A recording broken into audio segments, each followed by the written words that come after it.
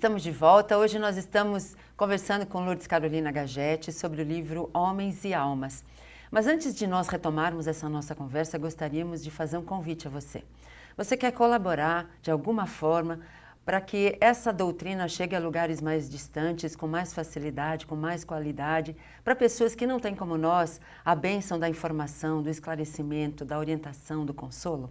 Você pode juntar-se a nós, associando-se ao Clube Amigos da Boa Nova, pelo telefone 0800 12 18 38. Você colabora para um mundo melhor, colabora para que as pessoas sejam melhores e você se torna também alguém melhor. Isso é gratificante. Nós agradecemos a sua colaboração. 0800 12 18 38. Bom, Lourdes, vamos dar uma pincelada só na história, né, que é para deixar o nosso telespectador bem curioso para ler, porque vale a pena ler. Como nós estávamos conversando também, o livro é um romance, mas ele traz conceitos da doutrina, esclarecendo o porquê daquela situação que você vai contando da história, não é mesmo? Exatamente. Eu acho muito importante o esclarecimento, né? Eu acho muito importante que um livro ele não seja só para entretenimento da pessoa, né? Isso. Mas que acrescente alguma coisa positiva. Então nós colocamos muita doutrina, colocamos a consequência do mal, a consequência do bem, né? Porque isso vai ajudar o leitor, né, no seu caminhar pela vida fora. Ele vai saber que tudo que ele está plantando hoje, como a doutrina sempre repisa, né, ele está plantando hoje, ele vai colher amanhã. Certo. Então, ele deve saber que se ele estiver fazendo coisas negativas, ele só vai receber negatividades, né, Maria Isilda, no caminho. Não tem como, né? Não tem. Muitas pessoas até me disseram, uma vez falou assim, mas isso é castigo, né? Então Deus está castigando essas pessoas. Não, é um erro pensar assim. Deus ele não tem esses sentimentos humanos como nós, né? Então o que acontece? O mal existe e existe também a consequência do mal. Exato.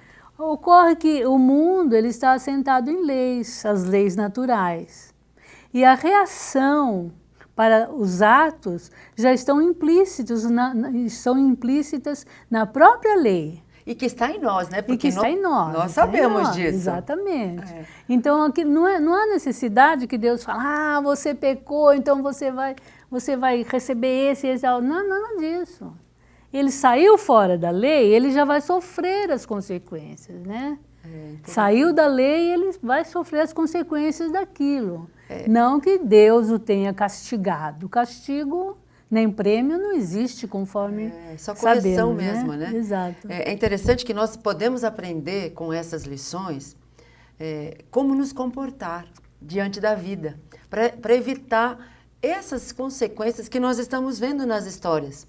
Sim. Mesmo que a história seja uma ficção, é uma realidade a lei.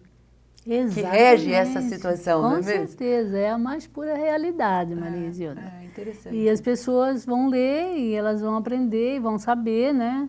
E nós sabemos que quanto mais nós sabemos, mais cresce a nossa responsabilidade, né?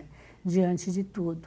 Você não pode exigir de uma criança o que você pode exigir de uma pessoa adulta já com certos conhecimentos. Pois é. Então essa história acontece entre, os personagens principais são Santiago, Tomás, o Ângelo e a Maria Pia. Maria Pia. Tem aí uma coisa muito interessante, né? O Santiago ele era um tropeiro, o Tomás também era um tropeiro.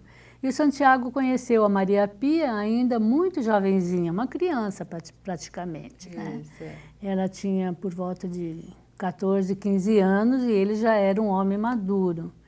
E depois ela vem também a conhecer o Tomás, que é mais jovem, mais, né, perto da idade dela, assim, e ela se ilude também com o Tomás. O Tomás também se apaixona por ela, como o Santiago também, que nunca tinha amado, apesar de ser um homem já maduro, né, um português maduro, ele nunca tinha amado e ele então vê nessa menina todo o ideal de mulher, né, que ele quer para si.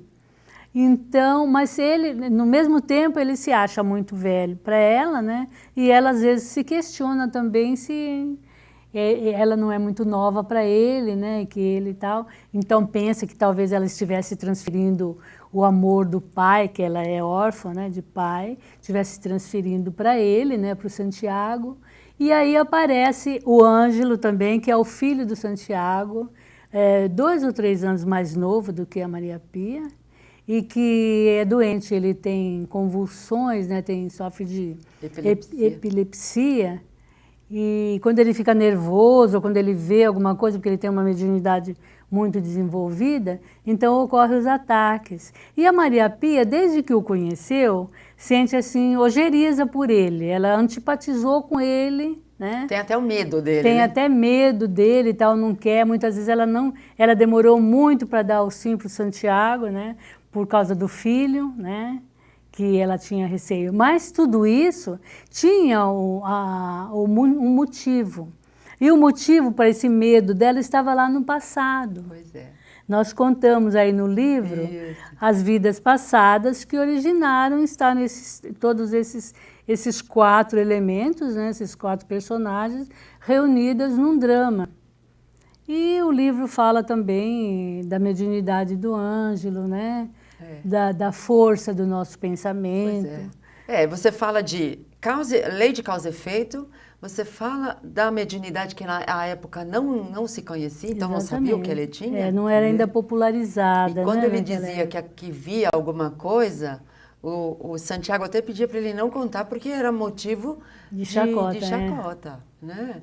Então é interessante como você vai pontuando esses conceitos no meio da história, esclarecendo para nós o porquê daquela situação vivenciada, né? Isso é o interessante, né?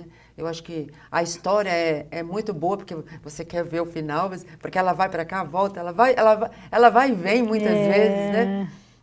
E é muito interessante nós ficarmos nessa busca pelo final da história, né? Exato. Mas nós vamos comentar mais um pouquinho daqui a pouco, Lourdes. Tá, ok, Maria. Nós vamos a um breve intervalo e já voltamos falando de homens e almas. Até já.